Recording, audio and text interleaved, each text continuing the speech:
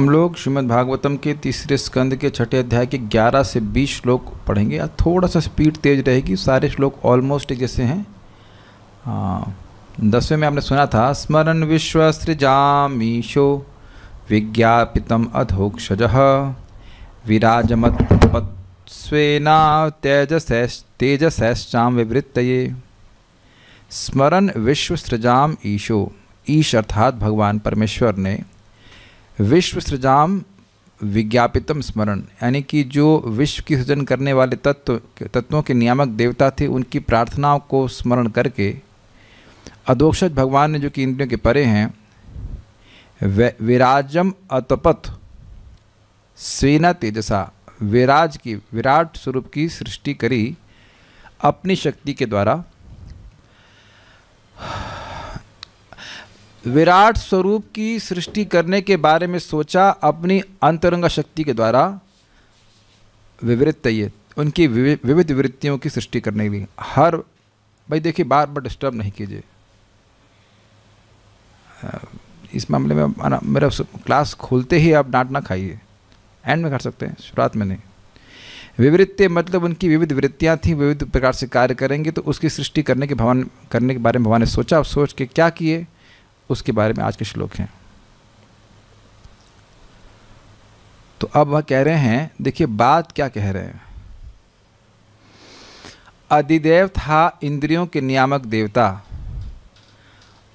अध्यात्म था सूक्ष्म इंद्रियां, और अद्भुत था इंद्रियों के स्थूल गोलक और उनके विषय, इंद्रिय विषय। ठीक है, तो इन्हीं की सृष्टियों का वर्णन होगा कि कैसे विभिन्न प्रकार के गोलोकों की सृष्टि हुई, कैसे विभिन्न इंद्रियां सृष्टि हुई, और कैसे उनके नियामक देवता, एक एक विशेष इंद्रिय के नियामक देवता, तत्वों के नियामक देवता नहीं, इंद्रियों के नियामक देवताओं की सृष्टि हुई। अधिदेव मतलब इंद्रियों के नियामक देवता, ना कि तत्वों के नियामक देवता।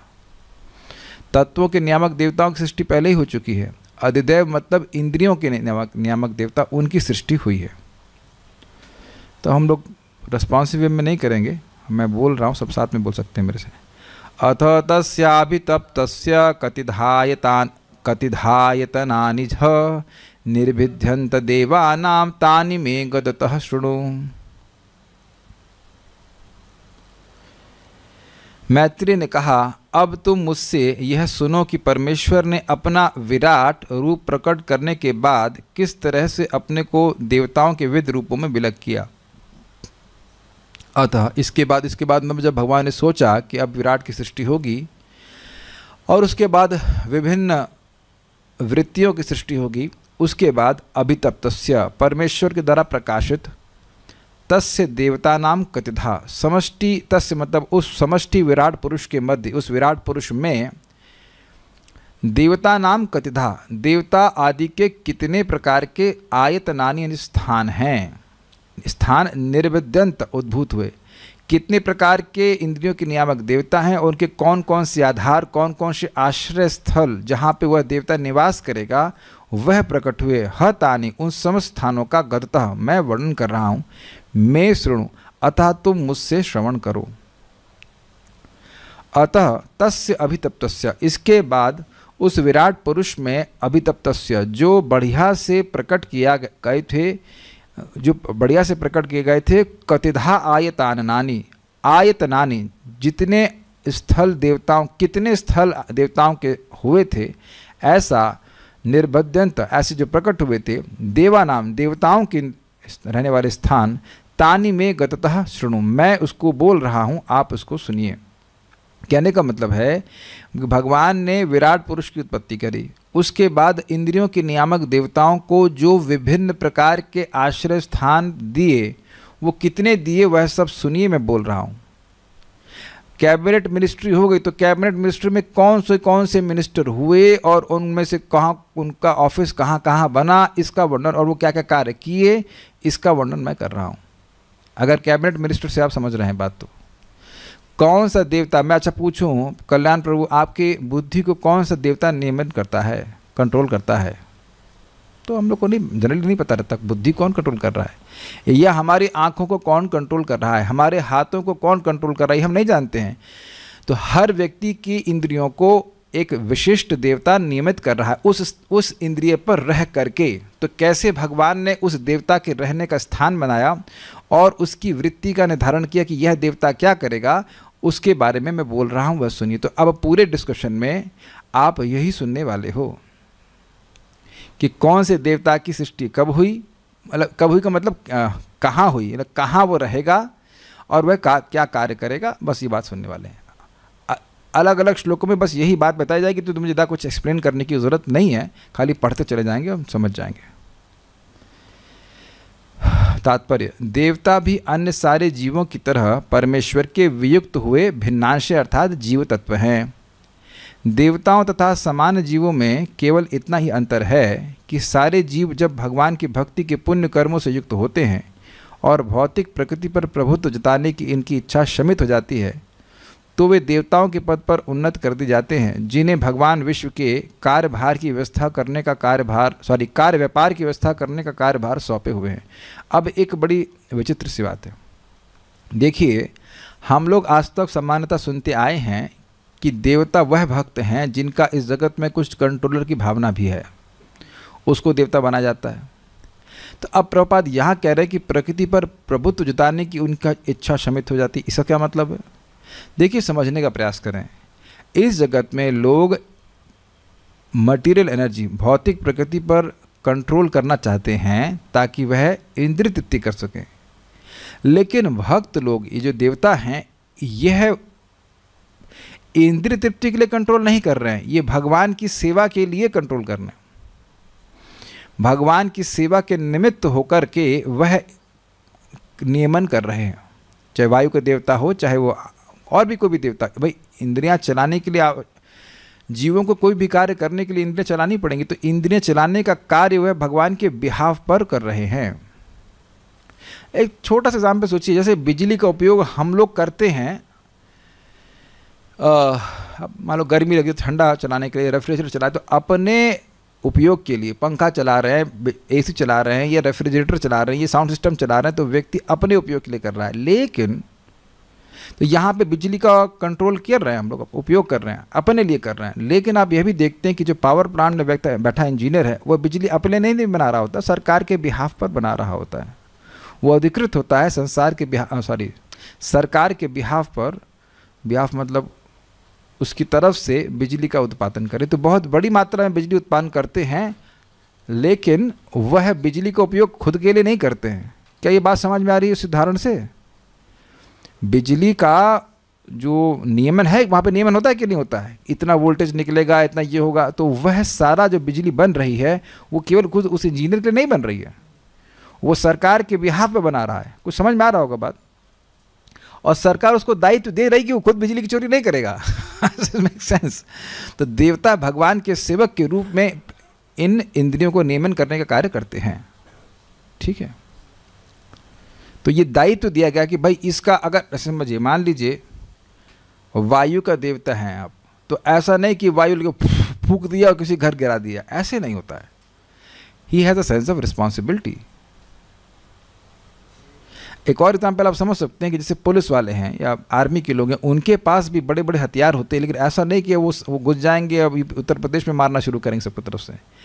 अब आतंकवादी के पास वही हाथ होता, वही गन होता, कितना गलत कार्य करता है कि नहीं करता है। तो उन लोगों को ये दायित्व इसीलिए दिया गया है क्योंकि वह उस शक्ति का दुरुपयोग करने की भावना से रहित हैं। They are train to use it properly in the service of government. I hope this is very clear. तो देवताओं को वह शक्ति इसलिए दी जा रही है ताकि भगवान की वह सेवा कर सके। सोचिए सूर्य एक दिन उदित ना हो तब, तो उन सूर्यदेव को यह शक्ति, उस जीव विशेष को शक्ति दी गई है ताकि वह एक विशेष प्रकार से भगवान की सेवा कर सके। I think this is clear.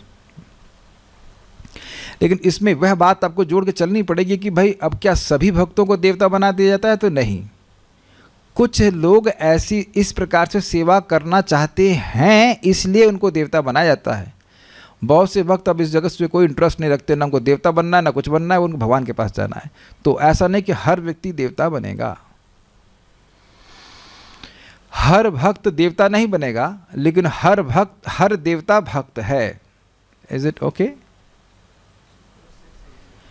हर भक्त देवता नहीं बनेगा, अब हर व्यक्ति सूर्य नहीं बन रहा है, लेकिन किसी की कुछ ऐसी इच्छा है कि भगवान की ऐसी हम सेवा करें और भगवान का भक्त भी है, तो भगवान उसको उस प्रकार से देवता बनने का पोस्ट दे देते हैं, उसके बाद वो भगवान के पास चले जाते हैं। I think should be clear. ठीक है, अब यहाँ पे सबसे पहले अग्नि का प्राकट्य होता है, अग्निदेव का। तस्याग्निरास्यम निर्भिन्नम लोकपालो विशतपदम वाचा स्वांशीन वक्तव्यम यया सौ प्रतिपद्यते। इस श्लोक को अगर आपने ठीक से समझ लिया तो बाकी सारे श्लोक समझने में कोई कठिनाई नहीं होगी, लेकिन इसके लिए आपके पास श्लोक सामने होना चाहिए। ये इस आज कोई कथा नहीं है, इस कथा में कोई कहानी नहीं है, केवल साइंस की तरह पढ़ाता जाऊंगा, एकदम साइंटिफिक है। एक श्लोक समझ में आ गया तो बाकी सारे श्लोक समझने में कोई भी कठिनाई नहीं होगी। फिर से एक बार बोलते हैं, तस्याग्निरास्यम निर्भिन्नम लोकपालो विशतपदम वाचा स्वांशीन वक्तव्यम यया सौ प्रतिपद्यते। उनके मुख से अर्थात विराट पुरुष के मुख से अग्नि अथवा ऊष्मा विलग हो गई और भौतिक कार्य संभालने वाले सारे निदेशक अपने अपने पदों के अनुसार इसमें प्रविष्ट हो गए। जीव उसी शक्ति से शब्दों के द्वारा अपने को अभिव्यक्त करता है। अब ये बात बिल्कुल नहीं समझ में आएगी, अनुभव देखेंगे समझ में आ जाएगा। तस्य, सर्वप्रथम उस विराट पुरुष का, और आगे के श्लोकों में बार बार ये तस्य तस्य आएगा, तो तस्य का अर्थ है उस विराट पुरुष का। आस्यम, आस्यम का मतलब होता है मुख। निर्भन्नम, अब निर्भिन्न का मतलब होता है पृथक रूप से उत्पन्न हुआ। जैसे देखिए बिल्कुल समझ में आएगा कि माँ के गर्भ में जैसे बच्चे का, शिशु का वृद्धि होती है, उसी तरह से हो रहा है। पहले कोई मुख नहीं आता है, लेकिन कुछ समय के बाद मुंह अलग रूप से आता है। कुछ अलग कार्य समझ पा रहे हैं भाई? स्त्री पुरुष के संयोग से तो जो होता है वो शुरुआत में ही बच्चा नहीं पता हो जाता है, तो धीरे धीरे करके उसके एक एक अंग पृथक रूप से डेवलप होते हैं। अगर आपको याद हो तो विराट रूप को गर्भ भी कहा गया था। तो जैसे गर्भ में माँ के गर्भ में बच्चे, शिशु का वृद्धि होती, उसी तरह से यहाँ पे डेवलप हो रहा है। तो कह रहे हैं कि सबसे पहले मुख की उत्पत्ति हुई। तो निर्भिन्नम शब्द को समझ लीजिएगा। निर्भिन्नम मतलब यह अंग अलग से उत्पन्न हुआ। तो ये जो अंग है अर्थात मुख, ये अग्नि देवता का वासस्थान यानी आयतनान है। आयतनानी शब्द बोला गया था, तो उनका स्थल है ये। तो ये जो मुख हो गया, ये क्या हो गया? अधिभूत। ये इंद्रिय का अधिष्ठान है। वाग इंद्रिय का अधिष्ठान क्या है? मैं कैसे बोल रहा हूँ? नाक से बोल रहा हूँ कि हाथ से बोल रहा हूँ? आप लोग कैसे बोलते हैं? मुंह से बोलते हैं। तो मुंह आपकी वाणी का अधिष्ठान है, स्थान है, लोकेशन। यस, तो वह इंद्रियों का आधार है, वागेंद्रिय का आधार है, इसलिए इसे अधिभूत कहेंगे। सारे श्लोकों में इसे कैच कीजिएगा। आस्यम निर्भिन्न, तो मुख प्रकट हुआ तो यह अधिभूत का वर्णन हुआ। ठीक। तत्पदम, उस अपने स्थान में लोकपाल अग्नि, लोकपाल अग्नि यानी कि जो अग्निदेव प्रकट हुए, ये कौन हो गए? अधिदेव। स्वांशे न वाचा, अपनी शक्ति वागेंद्रिय सहित, ये क्या हो गया? अध्यात्म। ठीक है। आवेशत, प्रविष्ट हुई। यया, जिस वाक शक्ति द्वारा असौ वक्तव्यम प्रतिपद्यते, यह समष्टि जीव, जितने भी जीव हैं, वाणी के विषय शब्दों को व्यक्त करते। तो शब्द क्या हो गया? अधिभूत अर्थात इंद्रिय विषय। इसी तरह से आपको हर श्लोक को देखना है। कठिनाई है या सबको समझ में आ रहा है? पहला सृष्टि क्या हुई? अधिभूत अर्थात इंद्रियों का स्थान, और हो गया मुख। उसके बाद उसमें प्रवेश कर गए अग्नि से, ऑब्वियसली सृष्टि हुई अग्नि की, और अग्नि के देवता उस स्थान में प्रवेश कर गए अर्थात मुख में। तो ये जो अग्नि देवता हो गए अधिदेव। और स्वांशेना यानी अपनी शक्ति, अंश का यहाँ पे अर्थ है अपनी शक्ति। अग्नि का एक अंश है, अग्नि की शक्ति है वाचा यानी वागेंद्रिय, ये हो गया अध्यात्म। और इसके द्वारा क्या होता है? शब्द का उच्चारण होता है, और शब्द हो गया अधिभूत अर्थात इंद्रियों का विषय। Is it all okay with everyone there? अगर आपने पिछले श्लोक समझे हैं तो ये मेरी बात आपको समझ में निश्चित रूप से आ रही होगी।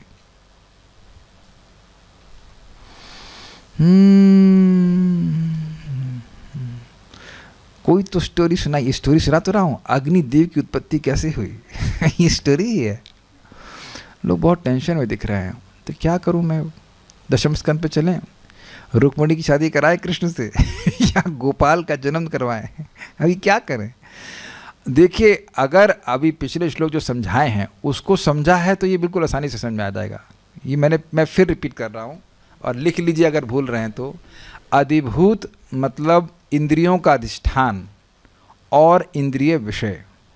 अध्यात्म मतलब इंद्रियों के सूक्ष्म इंद्रियां, और अधिदैव मतलब इंद्रियों के नियामक देवता।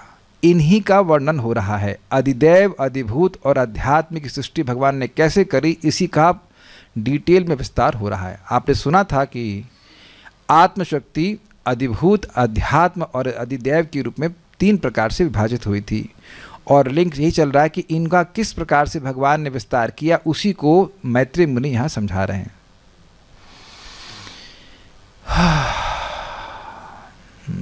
वीडियो से तो लग रहा है कि ऑडियो समझ में नहीं आ रहा है लेकिन क्या कठिनाई है, या ये भी समझ में नहीं आ रहा है कि क्या समझ में नहीं आ रहा है। अधिभूत अगेन, अच्छा आप तो अनुवादक हैं आपको नहीं समझ में आया, चलिए फिर से रिपीट करता हूँ। अधिभूत का मतलब था इंद्रियों का अधिष्ठान। भाई मैं पूछूं कि वाणी की इंद्रिय हमारे कान पे रहती है कि नहीं रहती है? नहीं रहती। तो इतना तो समझ में आ रहा है कि वाणी इंद्रिय हमारे मुख में निवास करती है ना। तो जो हमारा मुख है वह वाणी इंद्रिय का लोकेशन है, और यहीं पे अग्नि देवता भी निवास करते हैं। तो जो देवता का स्थान है, जो इंद्रिय का स्थान है, उसको कहेंगे अधिभूत। और जो शब्द, जो विषय है, जो इंद्रिय का विषय है, वाणी का विषय क्या है? शब्द। तो शब्द तो बोल रहा हूं कि कुछ और बोल रहा हूं? हाँ, सेंस ऑब्जेक्ट, तो शब्द हुआ ना इसका विषय। तो वह शब्द भी अधिभूत कहलाएगा। और अध्यात्म तो बड़ा स्पष्ट, अध्यात्म मतलब इंद्रियों के नियामक देवता। और क्या बोल गया, अध्यात्म बोल गया, सॉरी, अधिदैव। अधिदैव का मतलब होगा इंद्रियों के नियामक देवता, और अध्यात्म मतलब सूक्ष्म इंद्रिय। मैं बार बार रिपीट कर रहा हूं कि यह आंख नहीं है, यह तो आंख का गोलक है, यह अधिभूत है।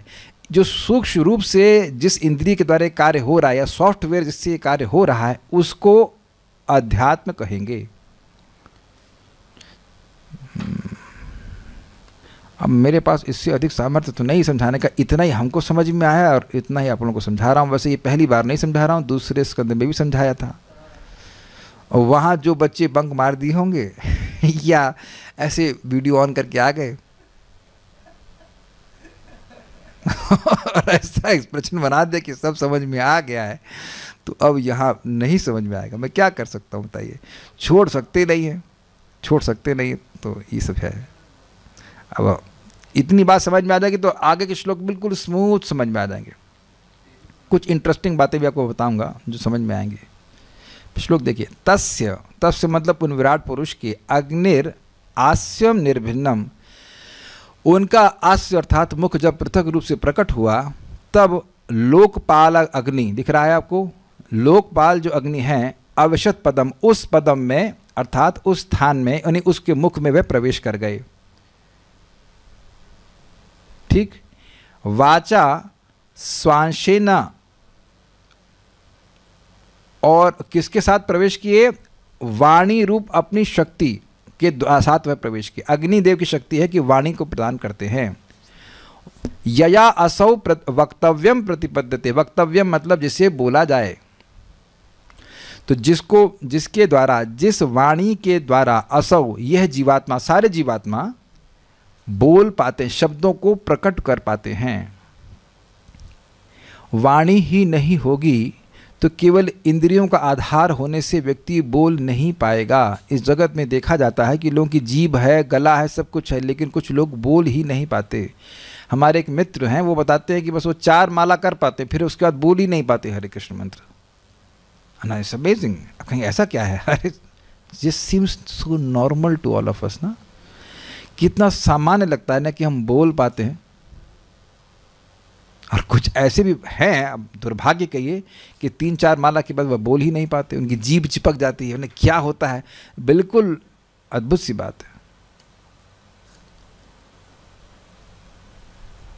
ओके, श्रीधरी, अग्नि इत्यादि 14 श्लोकों के द्वारा आयतनों का ही वर्णन मैत्रेय महर्षि करते हैं। मतलब इस श्लोक से लेकर के 14 श्लोक तक 14वां श्लोक आगे आएंगे, इसमें यह वर्णन हो रहा है कि कौन सा देवता कौन से इंद्रिय के स्थान पर रहता है। आयतन का मतलब होता है स्पेस। जैसे यहाँ सब लोग अलग अलग आसनों पे बैठे हुए हैं, कोई पिंक, कोई क्रीम, कोई ब्लू, और आप लोग भी अपने घरों में बैठे हुए हैं, सभी देवी सभी देवता। तो आप लोग अपने अपने घरों में बैठे हैं कि नहीं बैठे हुए हैं? तो मैं उसका वर्णन करने लग जाऊँ, सबका इसका एड्रेस ये है, उसका एड्रेस ये है, तो ऐसे वो एड्रेस बता रहे हैं कि कौन से देवता इस शरीर में कहाँ निवास करते हैं। सरस्वती जी कहाँ, सुना होगा सरस्वती जी वाणी में निवास करती हैं। यस, यह सम आइडिया। बुद्धि के नियामक देवता हैं, ब्रह्मा जी भी कहते हैं, और अहंकार के नियामक देवता हैं शिव जी। सब आप सुनने वाले हैं आगे। तो एक बड़ी इंटरेस्टिंग बात है कि जो मन में कंसेप्शन है, लोगों की धारणा है कि हम स्वतंत्र हैं, हमारी इंद्रियां स्वतंत्र हैं, हम जो चाहे कुछ भी करें, तो यह गलत है। हमने एक जगह पढ़ा था, बड़ा अच्छी बात, कि अगर कोई कवि कोई लौकिक बात करता है तो सरस्वती देवी बड़ी दुखी हो जाती। क्यों? कहती यह आदमी हमको ब्रह्मलोक से बुलाया, समझ रहे हैं, सरस्वती जी ब्रह्मलोक में रहती हैं, तो ब्रह्मलोक से बुलाया और भगवान की बात ना करके ये दुनिया की बात किया, बड़ा रंज हो जाती हैं। लेकिन अगर कोई भगवान का यश बोलना चाहता है तो माता सरस्वती बहुत प्रसन्न हो जाती हैं कि हमारे स्वामी की सेवा करने का मौका इस व्यक्ति ने हमको दिया है। और इसी प्रकार से, इसी कारण से जब हम अपनी इंद्रियों का प्रयोग भगवान की सेवा में करते हैं तो देवता भी बड़े प्रसन्न हो जाते हैं, क्योंकि वह उनको भी भक्तों के माध्यम से भगवान की सेवा करने का मौका प्राप्त होता है। तो ये सब बहुत बड़ी शिक्षाएं इन चीज़ों से ग्रहण कर रहे हैं। अभी आप देखेंगे हाथ भी कंट्रोल है, तो हाथ से आप सब्जी काट रहे हैं भगवान के लिए या और कोई कार्य कर रहे हैं, तो उससे वह देवता भी प्रसन्न हो जाते हैं। बुद्धि को भगवान की सेवा में लगा रहे हैं तो ब्रह्मा जी प्रसन्न होते हैं, वाह वाह ये बहुत अच्छा कार्य कर रहा है। श्रीधरी, तो ये समझ गए आयत आशीर्वादी का ये पॉइंट आपको समझ में आ गया होगा। सारे देवता कहाँ निवास करते हैं, इंद्रियों के कौन से नियामक देवता और वो कहाँ निवास करते हैं, इसका वर्णन वह कर रहे हैं। ओके, सर्वप्रथम उस विराट का मुख प्रकट हुआ, अपने अंशभूत वागेंद्रिय के साथ, यानी कि अपनी शक्ति वाणी की इंद्रिय के साथ अग्नि नामक लोकपाल अपने उस मुख नामक वागेंद्रिय के साथ प्रवेश कर गए। उस वागेंद्रिय के द्वारा ही जीव बोलने का काम करता है। सब जगह जो पृथक रूप से प्रकट होता है वही अधिष्ठान है जो अधिभूत है। अर्थात मुख प्रकट हुआ, कर्ण कान का आधार प्रकट हुआ, वो जो अलग अलग रूप से प्रकट हो रहा है वह अधिष्ठान है और वही अधिभूत है। जैसे इमेजिन कीजिए कि हमारे कान डेवलप नहीं हुए हैं, केवल मुंह डेवलप हुआ है। Can you imagine like this? और उसके बाद कान बाहर आ गए, है ना, आँख बाहर आ गई, ऐसे करके हो रहा है कुछ। अब इससे अधिक तो मैं नहीं समझा पाऊंगा। चेहरा है मान लीजिए, और अभी आँख आई नहीं है, कान आए नहीं है, तो अब पहले मुंह आया, फिर पृथक रूप से कान है। ये दिख रहा है कि कान पृथक रूप से है कि नहीं दिख रहा है? सबके कान अलग से है कि नहीं? नहीं समझा रहा? कान है ना अलग, तो कान अलग से निकले हैं, वो अलग कार्य भी कर रहे हैं, अलग से प्रकट हो रहे हैं। तो इस प्रकार से एक एक करके अंग प्रकट होता जा रहा है और वही अधिष्ठान है इंद्रिय का और वही अधिभूत है।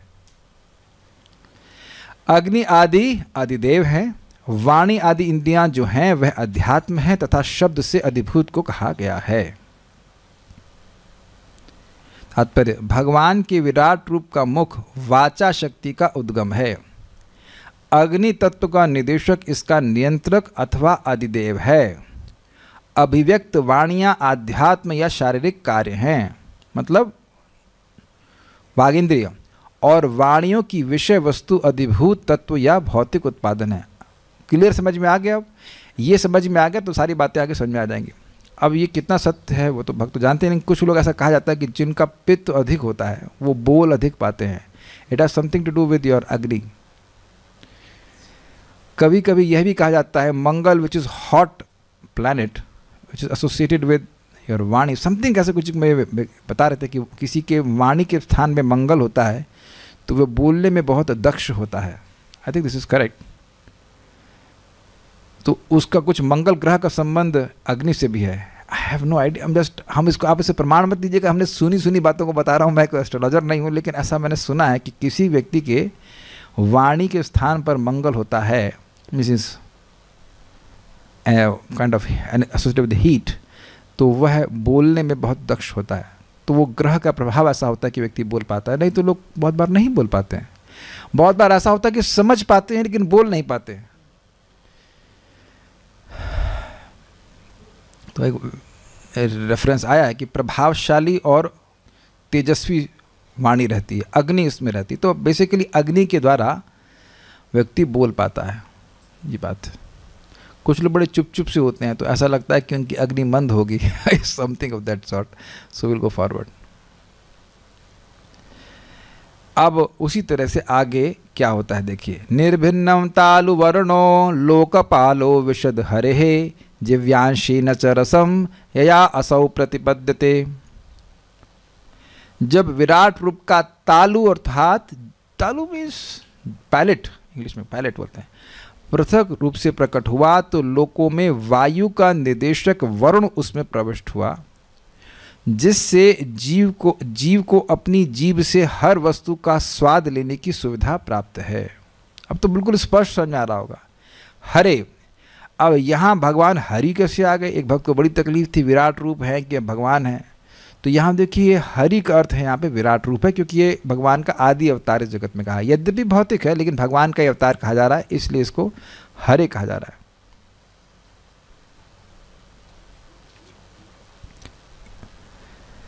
तालु निर्भन्नम, इन भगवान हरि की तालु के पृथक रूप से प्रकट होने पर लोकपालः वरुणः, लोकपाल वरुण जिह्वायाम रसना इंद्रिय, रसना मतलब चखने वाली इंद्रिय, वाग इंद्रिय बोलने की है और रसना चखने की है। यद्यपि उनका स्थान जीभ ही है, लेकिन जीभ से जब बोलने का कार्य करेंगे तो वाग इंद्रिय और चखने का कार्य करेंगे तो रसना इंद्रिय कहेंगे।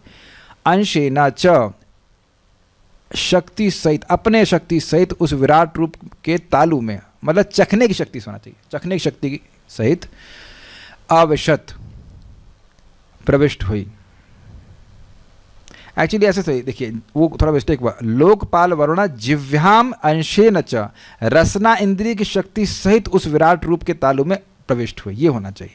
वो थोड़ा सा अन्वय टूट सा गया है, ठीक है, लेकिन थोड़ा सा अलग करके रखा गया है। यया असौ रसम प्रतिपद्यते, जिस रसना द्वारा यह विराट यानी समष्टि जीव रस समूह को ग्रहण करता है। रस समूह का मतलब कड़वा, खट्टा, मीठा, तीखा, ऐसे करके अलग अलग रस होते हैं। उन रस समूह को हमारी जीभ ही ग्रहण कर पाती है।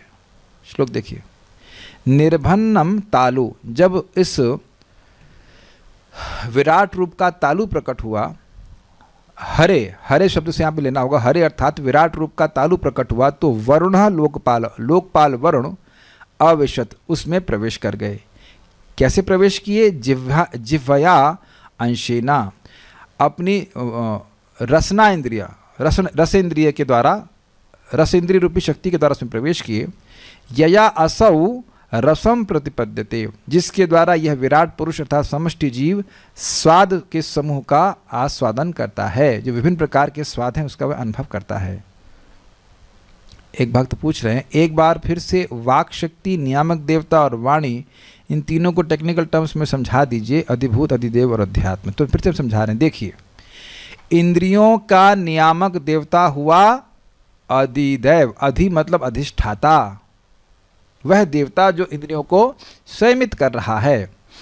तो इंद्रियों के नियामक देवता हो गए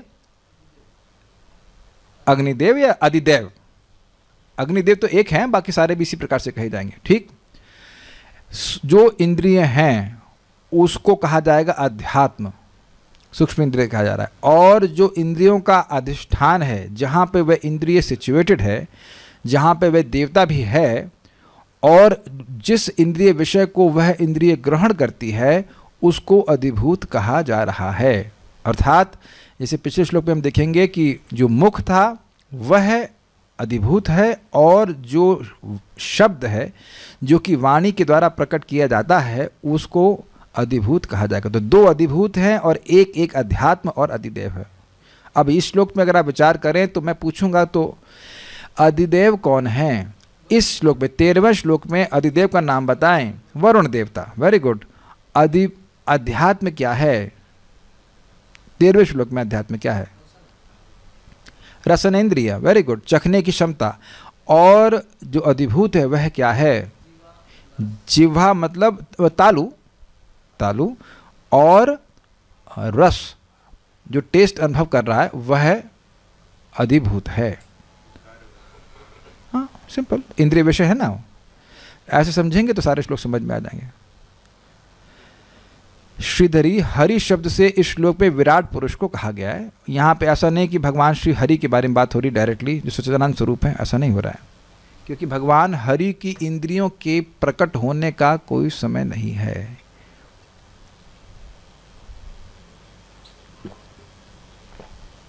चलिए आगे पढ़ते हैं। अब बहुत इजी है, अगर पहला श्लोक समझ में आ गया, दूसरा समझ में आ गया, तो आगे तो बहुत आसानी से समझ में आ जाना चाहिए। निर्भिन्ने अश्विनौ नासे विष्णुराविशतां पदं घ्राणेनांशेन गंधस्य प्रतिपत्तिर्यतो भवेत्। जब भगवान के दो नथुने पृथक प्रकट हुए, एक नथुना दूसरा नथुना, तो दोनों अश्विनी कुमार उनके भीतर अपने अपने पदों पर प्रवेश कर गए। इसके फलस्वरूप जीव हर वस्तु की गंध सूंघ सकते हैं। तो बताइए स्थान क्या हुआ इस अनुवाद के अनुसार? प्रश्न नंबर 1, आदिदेव कौन है इसमें? दोनों अश्विनी कुमार। Very good. अध्यात्म क्या है? घ्राणेन्द्रिय। Very good. और अधिभूत क्या है? दोनों नासिका और स्मेल। यस, गंध, गंध है। इजी है, बहुत इजी है। तो चलिए देखिए, अन्वय देख लेते हैं।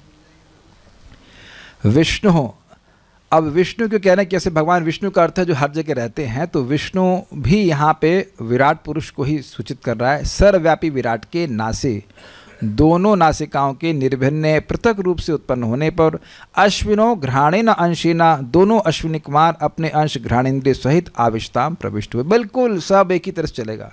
यतः गंधस्य प्रतिपत्ति ही भवेत, जिस घ्राणेन्द्रिय द्वारा गंध विषय के अनुभव की शक्ति उद्भूत हुई। नेक्स्ट, मेरे साथ में बोलते चले जाइए। निर्भिन्ने अक्षिणे त्वष्टा लोकपालो विशद विभो चक्षुषांशेन रूपाणाम प्रतिपत्तिर्यतो भवेत। एकदम वैसे चल रहे हैं सारे श्लोक। तत्पश्चात भगवान के विराट रूप की दो आंखें पृथक हो गईं। प्रकाश का निदेशक सूर्य दृष्टि के आंशिक प्रतिनिधित्व के साथ उसमें प्रविष्ट हुआ, जिससे जीव रूपों को देख सकता है। प्रश्न प्रश्न प्रश्न, आदिदेव कौन है इसमें? सूर्य है। Very good. अध्यात्म कौन है? देखने की शक्ति। वेरी गुड, चक्षु इंद्रिय। और अधिभूत कौन है? आंखों के दोनों गोलक, और जो रूप है वह हो गया अधिभूत। बिल्कुल इजी है। Very good. अरे अब अन्वय देखिए। विभो, विराट पुरुष के अक्षिणी दोनों नेत्र गोलोकों के निर्भिन्न पृथक रूप से उत्पन्न होने पर लोकपालः त्वष्टा, लोकपाल आदित्य, आदित्य मतलब सूर्य, चक्षुषांशेना, चक्षु रूप अपनी अंश अर्थात इंद्रिय सहित। अब समझ में अंश का क्या अर्थ है? हर बार जब इंद्रियों को बोला जाएगा तो उसको उस देवता के अंश के रूप में बोला जाएगा, अर्थात उसकी शक्ति। जैसे सूर्य का प्रकाश उस सूर्य का अंश है, तो अंश का मतलब शक्ति। हम लोगों को भी तो भगवान के विभिन्न अंश कहा जाता है, तो हम भगवान की शक्ति भी तो है कि नहीं? शक्ति शक्तिमान का अंश है कि नहीं? तो उसी अर्थ में यहाँ पे बार बार कहा जा रहा है कि चक्षु इंद्रिय, हाँ, चक्षु इंद्रिय सूर्य देव की अंश है, अर्थात उनकी शक्ति। तो अपनी शक्ति के साथ, क्या सूर्य ने अपना सारा तेज आपकी आंख में डाल रखा है? नहीं, सूर्य की कुछ शक्ति हमारी आंखों में है। कुछ समझ में आ रहा है बात? ये बात है।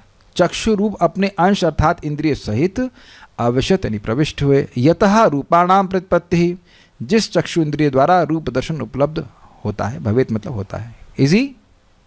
ये लोग तो बेचारे बड़े परेशान लग रहे हैं। तुंग विद्या, are you getting some vidya about this और is it very difficult to understand? क्या प्रभु जी आपने आप सुबह से कोई स्टोरी नहीं सुनाई? गीता में भी नहीं, यहाँ भी कोई स्टोरी नहीं है। No stories. Anand Vardhan Prabhu, am I increasing your आनंद और giving you trouble? Hopefully it is getting across. देखिए, बात कोई नई नहीं है, ये सब हम लोग दूसरे स्कंद में पढ़ चुके हैं। वो बात अलग है कि हम भूल गए हों, बट अब यहाँ छोड़ देंगे, अच्छा एक बात है, यहाँ छोड़ देंगे तो हमें लग रहा है कि दोबारा नहीं आएगा, तो बंक भी कर सकते हैं अगर चाहे तो, कोई दिक्कत नहीं है, लेकिन तीसरे स्कंद में सृष्टि तक तो फिर से आएगा। और इसमें समझ लेना चाहिए, गीता में भी तो 8वें अध्याय में अधिभूत, अध्यात्म और अधिदेव के वर्णन हुआ है, तो समझ लेना ज़्यादा आसान है बंक करने की बजाय। आई think it is understandable, it's not that difficult. सारे श्लोक एक जैसे चल रहे हैं। अगला श्लोक देखिए, निर्भिन्नान्यस्य चर्माणि लोकपालो नीलो विशत् प्राणिनांशिन संस्पर्शम येनासौ प्रतिपद्यते।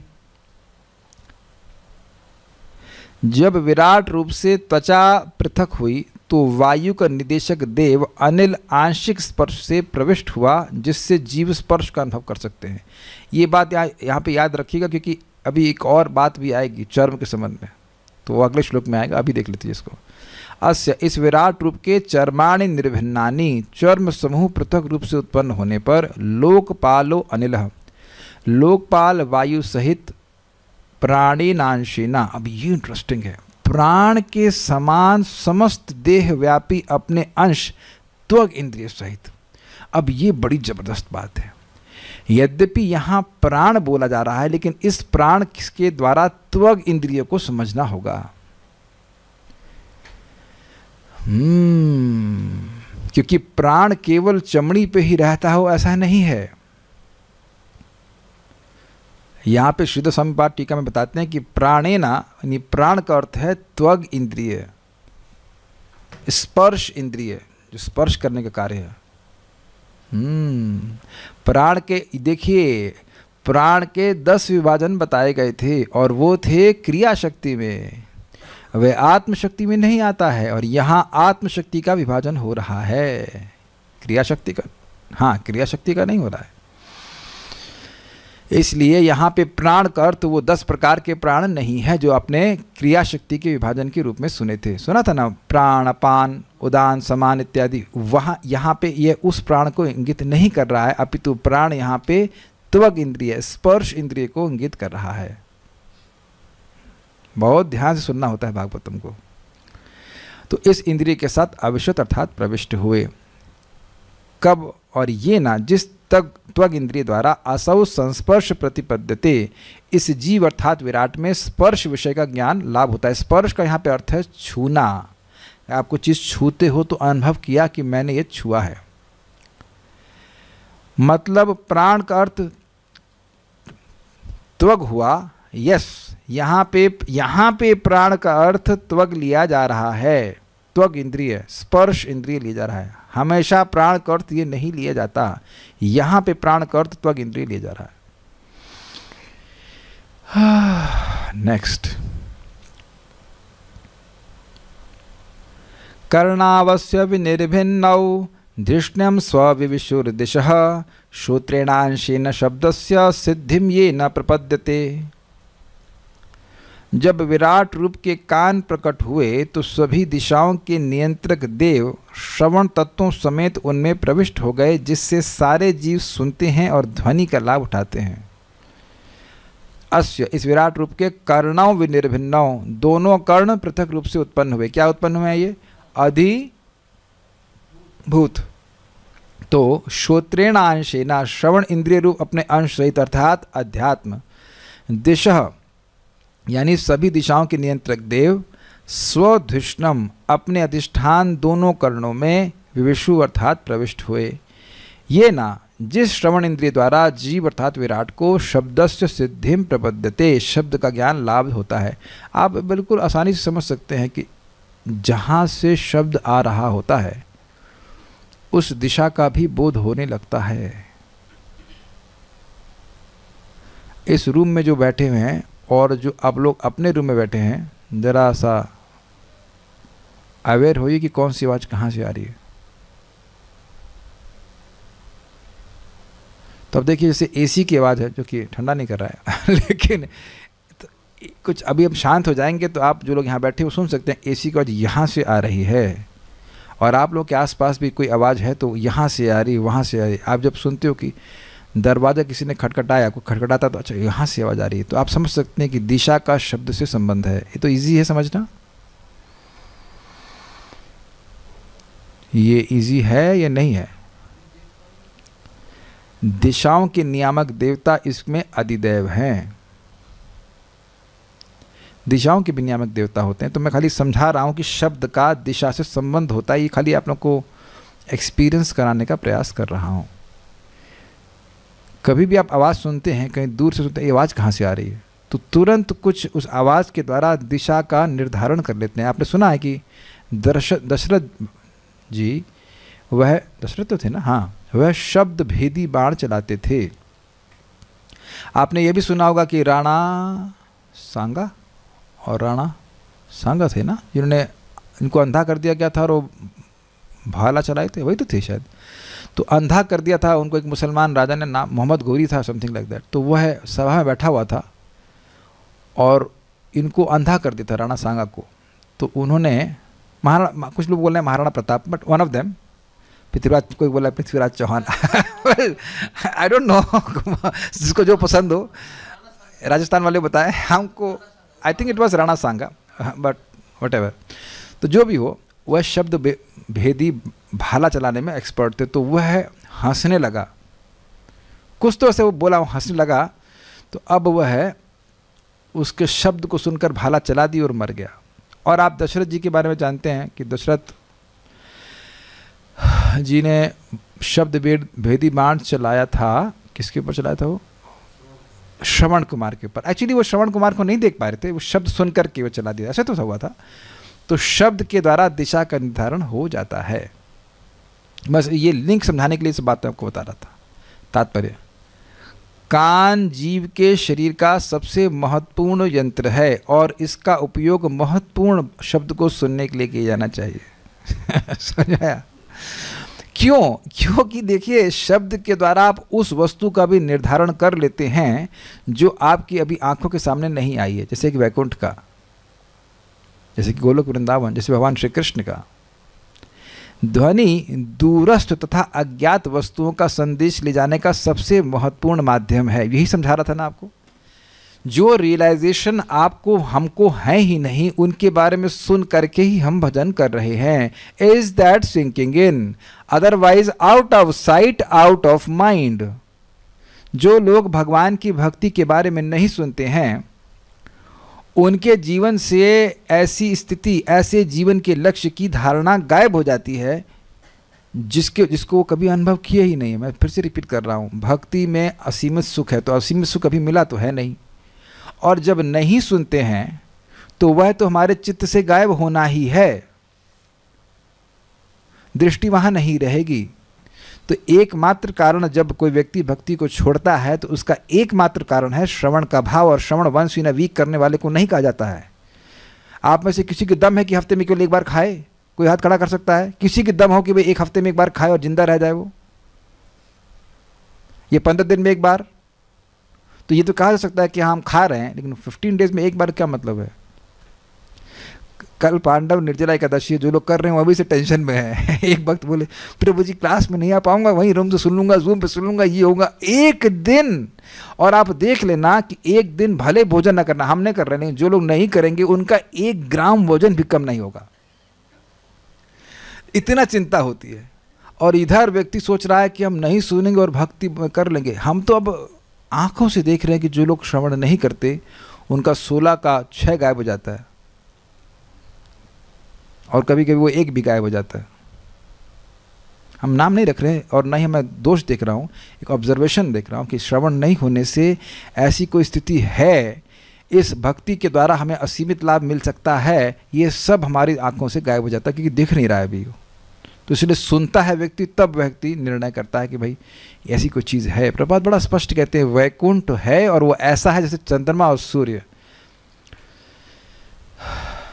लेकिन अब नहीं सुनता है तो व्यक्ति इसी जगत की इस टेम्परेरी मिजरेबल लाइफ को ही इटर्नल और क्या कहते हैं, सुखमय, शाश्वत सुखमय जीवन बनाने के प्रयास में, व्यर्थ प्रयास में लगा रहता है। So it's very important. समस्त ध्वनि या ज्ञान की सिद्धि कान से प्रवेश करती है और मनुष्य के जीवन को पूर्ण बनाती है। अगर हम कुछ सुनेंगे ही नहीं तो कोई पूर्णता प्राप्त नहीं होगी। संपूर्ण वैदिक ज्ञान एकमात्र श्रवण करके ही प्राप्त किया जाता है। इस तरह ज्ञान का सबसे महत्वपूर्ण स्रोत ध्वनि है। चलिए अब आगे पढ़ते हैं। और ये सब सृष्टि हुई, इसके देवता कौन है? दिशा है इसके देवता, दिशा के नियामक देवता कह लीजिए। हाँ, त्वचमस्य विनिर्भिन्नाम विविशुर्दृष्णमौषधि अंशेन रोमभिकंडुम येरासौ प्रतिपद्यते।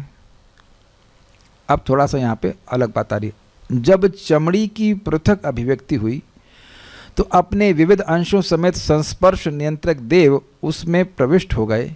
इस तरह जीवों को स्पर्श के कारण खुजलाहट तथा प्रसन्नता का अनुभव होता है। अब आप कंफ्यूज हो जाएंगे, आए अभी तो स्पर्श के देवता तो आ ही गए, अब ये फिर से कहाँ से आ गए? अंतर है। स्पर्श के देवता कौन है? वायु। अनिल बोला गया था ना, वो स्पर्श का अनुभव करता है। स्पर्श की क्रिया और खुजलाने की क्रिया में अंतर होता है। टचिंग एंड स्क्रैचिंग बोलेंगे, क्या बोलेंगे? नहीं, स्क्रैचिंग नहीं बोलेंगे, क्या बोलेंगे उसको? खुजलाने क्या कहते हैं अंग्रेजी में? जो भी कहते हो। इचिंग, उसमें कंडू, यह अलग कार्य है। तो इस वो हिंदी में ऐसे दोनों जगह ऐसा प्रयोग कर दिया गया है, लेकिन अलग अलग उसका अर्थ होगा। है उसका स्थान चमड़ी है। जब जैसे हमारी जीभ है, जीभ बोलने का भी कार्य करती है और जीभ चखने का भी कार्य कर रही, ऐसे ही जो हमारा चमड़ी है उसमें मतलब ये स्पर्श करने की क्षमता भी है और खुजली भी हम यही करते हैं। अस्य इस विराट पुरुष की त्वचा यानी त्वचा के विनिर्भिन्नाम पृथक रूप से प्रकट होने पर रोम भी अंशेन औषधि, रोम रूप अंश सहित अर्थात जो हमारे रोम हैं उस इंद्रिय सहित औषधि समूह, औषधि यहाँ पे देव हो गए, नियामक देव हो गए। दिष्णम, अपने अधिष्ठान स्वरूप रोमकूप में। तो यहाँ इंटरेस्टिंग बात है कि जो रोमकूप है यानी रोम, जिस गड्ढे से हमारा रोम उत्पन्न होता है उसमें ये प्रवेश कर रहे हैं। और वायु किस में प्रवेश किए थे? त्वचा में प्रवेश किए थे। थोड़ा अंतर आ रहा है। रोमकूप यद्यपि हमारी त्वचा पे ही है, लेकिन रोमकूपों में ये देवता हैं जो खुजली के रिस्पॉन्सिबल हैं जिनको खुजली उठती है वो तो कर कहा जाए। और जो स्पर्श करने वाले देवता हैं वो वायु हैं जो हमारी त्वचा पे निर्माण पड़ोसी हैं, ऐसे मान के चलिए कि त्वचा पे वायु और रोमकूप में औषधि नामक देवता निवास करते हैं।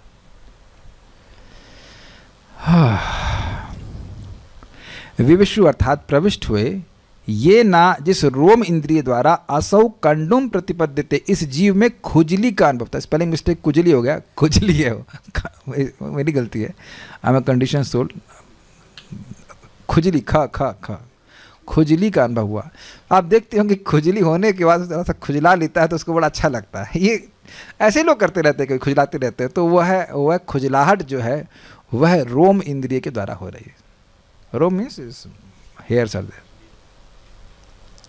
तो एक प्रश्न होगा कि प्रो जी कभी कभी हथेली में खुजली भी होती है, तो वहाँ तो बाल नहीं है ये भी प्रश्न होगा। तो क्या मैं नियामक देवता हूँ जब मुझसे पूछते हो? मुझे क्या पता I have no idea. Well होती है लेकिन कम होती है, उतनी तो नहीं होती ना।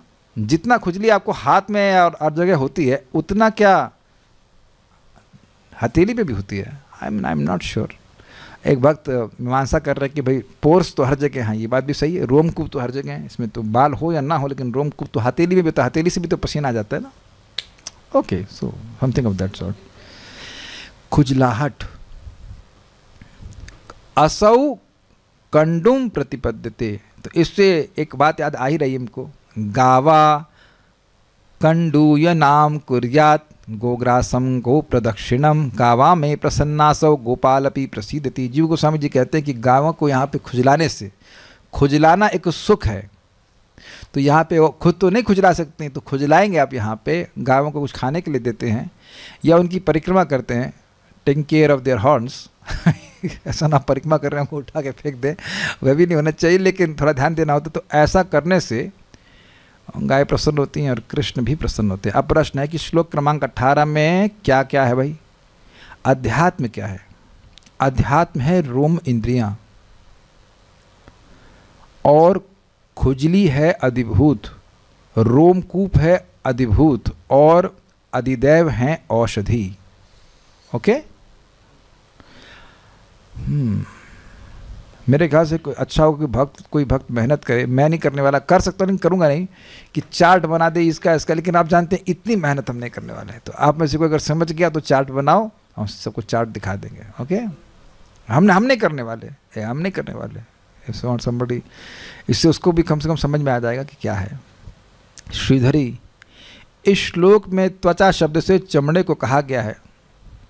त्वगिंद्रिय के ही स्थान के भेद से दो विषय हो गए। समझ में आ गया? वही त्वगिंद्रिय है, उसमें दो अलग स्थान भेद हो गया। खुजली और स्पर्श देवता की भिन्नता के ही कारण यहाँ पर दो नाम बतलाए गए हैं। इस अर्थ की व्याख्या दूसरे स्कंद में ही की जा चुकी है, जिसको सारे स्टूडेंट भूल चुके हैं। सब बहुत से लोग लग रहा है एकदम नई बात बता रहे हैं, क्या बात है भाई, वाह वाह वाह, लेकिन ये सब दूसरे स्कंद में आ चुका है। तात्पर्य, इंद्रिय बोध के दो मुख्य अंग हैं स्पर्श तथा खुजली। ये दोनों ही चमड़ी तथा शरीर के रोमों द्वारा नियंत्रित होते हैं। श्रील विश्वनाथ चक्रवर्ती के अनुसार स्पर्श का नियंत्रक देव शरीर के भीतर चलने वाला वायु है, और उसका शब्द आया था अनिल नाम से। और शरीर के रोमों का नियंत्रक देव औषधि है, औषधिया।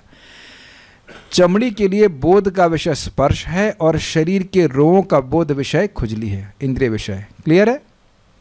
19वां, शरीर के रोमों का, ये रोम को इंग्लिश में क्या कहते हैं? बॉडी हेयर ना, मैं भी भूल गया, अभी याद नहीं आ रहा। मेड्रम तस्य विनिर्भिन्नाम स्वदुष्णम का उपाविशत रेतसांशेन येनासौ आनंदम प्रतिपद्यते। जब विराट रूप के जननांग पृथक हो गए तो आदि प्राणी प्रजापति, जिन्हें ब्रह्मा जी कहा जा रहा है, अपने आंशिक वीर का मतलब है उपस्थ इंद्रिय समेत उनमें प्रविष्ट हो गए, और इस तरह जीव यौन आनंद का अनुभव कर सकते हैं। तस्य, उस विराट पुरुष की मेड्रम विनिर्भिन्नम, उपस्थ इंद्रिय पृथक रूप से जनित हो जाने पर, अर्थात अधिभूत। कह आप जानते हैं, केशव में सुना था ना, कह मतलब ब्रह्मा, ईश मतलब शिव जी, तो वो कह मतलब प्रजापति ब्रह्मा रेतासा अंशिन सौदिष्णम, वीर रूपी अपने अंश सहित, यानी कि उपस्थ इंद्रिय का गोलक नहीं, उपस्थ इंद्रिय जो सूक्ष्म रूप से है उसके सहित अपने स्थान में, यानी कि उपस्थ में उपाविशत प्रविष्ट हुए। ये ना, जिस उपस्थ इंद्रिय द्वारा असौ, इस जीव को आनंदम प्रतिपद्यते, यौन आनंद का लाभ होता है। लास्ट, आज का लास्ट, गोदम पुंसो विनिर्भिन्नम मित्रलोकेश आविशत पायुनांशिन येनासौ विसर्गम प्रतिपद्यते। बड़ी कंफ्यूजिंग बात यहाँ पे आएगी, अभी देखते हैं। फिर विसर्जन मार्ग पृथक हुआ, अर्थात गुदा मार्ग पृथक हुआ, और मित्र नामक निदेशक विसर्जन के आंशिक अंगों समेत उसमें प्रविष्ट हो गया। इस प्रकार जीव अपना मल मूत्र विसर्जित करने में सक्षम है। प्रभुपाद ने दूसरे स्कंद में ये इस प्रकार का श्लोक आया था, तो वहाँ कहे थे कि जब मल मूत्र त्यागने के संबंध में भी जीव कंट्रोल है तो बाकी विषयों में तो कहना ही क्या। मुझे याद है बात वहाँ पे बोली गई थी। अब यहाँ कन्फ्यूजिंग बात आएगी, मैं बता रहा हूँ। पुंसा, विराट पुरुष के, गुदम विनिर्भिन्नम, मल द्वार के पृथक रूप से ज्वलित होने पर, अलग से प्रकट होने पर, अर्थात अधिभूत की सृष्टि होने पर, पायुनांशेना, अपने अंश पायु इंद्रिय का मतलब होता है मल त्याग करने की इंद्रिय, लोकेश मित्र, अधिदेवता रूप लोकपाल सूर्य। अब हमको यह नहीं समझ में आ रहा है, ऑल्दो सूर्य को नमस्कार करते एक मंत्र आता है ओम मित्राय नमः, तो सूर्य का नाम मित्र तो है, लेकिन सूर्य तो अभी हमने सुना कि वे आँखों को कंट्रोल कर रहे हैं, और यहाँ अब सुन रहे हैं कि वह गुदादार को कंट्रोल कर रहे हैं। तो ये बात समझ में नहीं आ रही है कि यहाँ पे मित्र को सूर्य क्यों कह रहे हैं, मुझे नहीं समझ में आई बात, लेकिन ऐसा है तो मैं उसको यथावत रख रहा हूँ। इसको बार दूसरे स्कंद में फिर देखना पड़ेगा कि वहाँ पे क्या था। वहाँ यम का भी अधिष्ठान बोला गया था जो मृत्यु कंट्रोल करते हैं, और मित्र भी थे, तो वहाँ मित्र का मतलब था कि मित्र नामक देवता। तो अब यहाँ मित्र को सूर्य के रूप में क्यों कह रहे हैं, नहीं समझ में आ रहा है। इस सूर्य देवता मल निकास के कार्य को नहीं कंट्रोल करते हैं, आँखों को कंट्रोल करते हैं। So still not clear to me. ये ना, जिस पायु इंद्रिय द्वारा असौ विसर्गम प्रतिपद्यते, इस जीव की मल परित्याग रूप कर्म संपादित होता है। तो बड़ा स्पष्ट है। आगे की इंद्रियों के बारे में और देवताओं के बारे में हम कल सुनेंगे। अब 20 एक और है नहीं, इसके बाद नहीं। अधिभूत है मल द्वार, और उसके बाद वो जो क्या कहेंगे, दूसरा क्या होगा, एक मिनट रुकिए, जो विसर्ग की क्रिया है तो उसी को वहाँ पे अधिभूत कहा जाएगा। मल परित्याग रूपी कर्म है, उसको संपादित करता है। जैसे शब्द बोला जा रहा था, उसी तरह मलत्याग की जो क्रिया है उसको अधिभूत कहा जाएगा। अध्यात्म तो मित्र हैं, और अधिभूत दूसरा अधिभूत है कि जो मलत्याग का द्वार है, जो अधिष्ठान है। Okay, so will continue tomorrow some of this and more of it. We'll stop now. Shrimad Bhagavatam की जय, श्रील प्रभुपाद की जय, निताई गौर प्रेमानंदे। एक भक्त कह रहे हैं कि सूर्य का एक नाम मित्र है। हाँ मुझे पता है, लेकिन सूर्य देव मल निकास के कार्य को कंट्रोल करते हैं, ये थोड़ी अजीब सी बात लग रही है। ऐसा नहीं होता, वो आँख को कंट्रोल करते हैं। So will stop.